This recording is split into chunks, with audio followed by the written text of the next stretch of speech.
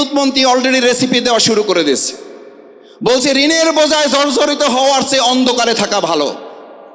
আমরা ধিক্কার জানাই, অন্ধকারে থাকার জন্যই দেশ 2024-এর 5ই আগস্ট আরেকবার স্বাধীন হয় নাই। যদি না পারেন দায়িত্ব ছেড়ে দেন, আমরা আলোকিত বাংলাদেশ করার জন্য সিদ্ধান্ত নিতে চাই। আপনারা লুটতরাজ করবেন, বেগম পাড়ায় আপনারা কানাডায় ঘর বাড়ি করে তুলবেন, সুযোগ সুবিধা ভোগ করবেন, আন্দোলন সংগ্রামে আপনাদের নামে একটা মামলা হবে না, আপনারা জেলখানায় যাবেন না, কোনো একটা রাষ্ট্রের প্রেসক্রিপশনে আপনারা মন্ত্রী হবেন, বাংলাদেশের মানুষকে অন্ধকারে রাখবেন। সেই বাংলাদেশ আর কল্পনা করার সুযোগ আপনাদের হাতে নাই।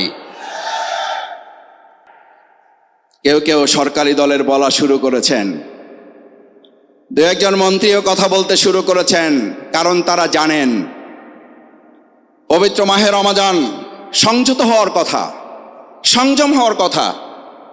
আমরা আগের সেই 17 বছর যে বক্তব্য শুনতাম, যদি আপনারা বেগুন না পান তাহলে মিষ্টি কুমড়া খান, যদি আপনারা এটা না পান তাহলে ওটা করেন। এখন বর্তমান বিদ্যুৎ মন্ত্রী অলরেডি রেসিপি দেওয়া শুরু করে দিয়েছে। বলছে ঋণের বোঝায় জর্জরিত হওয়ার চেয়ে অন্ধকারে থাকা ভালো। আমরা ধিক্কার জানাই, অন্ধকারে থাকার জন্যই দেশ 2024-এর 5ই আগস্ট আরেকবার স্বাধীন হয় নাই। যদি না পারেন দায়িত্ব ছেড়ে দেন, আমরা আলোকিত বাংলাদেশ করার জন্য সিদ্ধান্ত নিতে চাই।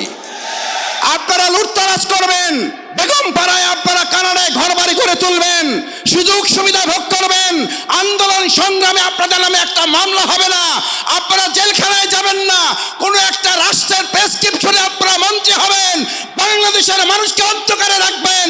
সেই বাংলাদেশ আর কল্পনা করার সুযোগ আপনাদের হাতে নাই। আমার ভাইয়েরা, নেতৃবৃন্দ বক্তব্য রাখবেন, শেষ করতে চাই। রাস্তাঘাটে রিক্সাওয়ালা, সম্মানিত শ্রমিক বৃন্দ পর্যন্ত আমাদেরকে এখন বলে, কয় স্যার, এই যারা মন্ত্রী টন্ত্রী হয়েছে, এক অধিকাংশই তো 2024 সালের 5ই আগস্টের পর পর্যন্ত না, তারপরেও তো এরা আসার সময় 100 বার চিন্তা করছে, আসবো আসবো না, আসবো আসবো না, আজকে না কালকে, কালকে না পরশু, পরশু না তরশু। এই আসা যাওয়ার মধ্যে যারা বাংলাদেশকে অনিরাপদ রেখে নিজে এবং নিজের পরিবারকে নিরাপদ রাখার স্বার্থ হাসিল করেছে, তারা এখনো তাদের স্বার্থ হাসিল করবে বলেই আমার আমেনার বিচার হয় না, আমার হাজারীবাগের সন্তানদের আসামিদের গ্রেপ্তার হয় না, আমার 6 বছর শিশুদের দোষীদের গ্রেপ্তার হয় না, কারণ তারা তাদের প্রটোকলের গাড়ি নিরাপদ করায় ব্যস্ত, তারা 18 কোটি মানুষের কথা ভাবে না। আমার প্রকৌশলী ভাই এবং বোনেরা, আসুন, আমাদের এই বাংলাদেশকে সম্ভবত মনে হচ্ছে জনগণ বলতে শুরু করেছে, আর একবার স্বাধীন করার জন্য হয়তো আবার আমাদেরকে রাজপথে নামতে হবে। তবে আমরা একটা কথা বলতে চাই, সকাল বিকাল দুপুর, আবার দুপুর সকাল সন্ধ্যা, এইভাবে আন্দোলন এবার হবে না। এবার আন্দোলন হবে 5ই আগস্ট সকাল থেকে আবার শুরু হবে, সকাল গড়িয়ে দুপুর যাবে না, দুপুরের আগে একটা পরিবর্তনের লক্ষ্যে ছাত্র জনতা এবং জনগণ রাজপথে নেমে গেলে তাদেরকে সামলাতে পারবেন না। তাই আসুন, আমরা পরিষ্কার বলতে চাই, দেশকে সুন্দরভাবে পরিচালনা করুন।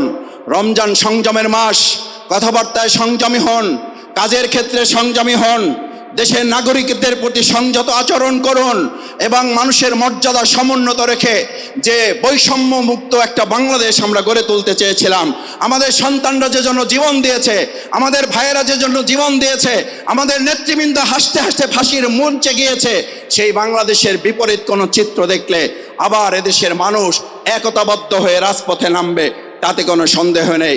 তার আগেই যদি আপনারা সতর্ক হয়ে যান, তাহলে আপনাদের জন্য কল্যাণ, দেশবাসীর জন্য কল্যাণ। সেই কল্যাণের প্রত্যাশা করে সবাইকে ধন্যবাদ জানিয়ে আমার কথা শেষ করছি। আসসালামু আলাইকুম ওয়া রাহমাতুল্লাহ। সম্মানিত উপস্থিতি,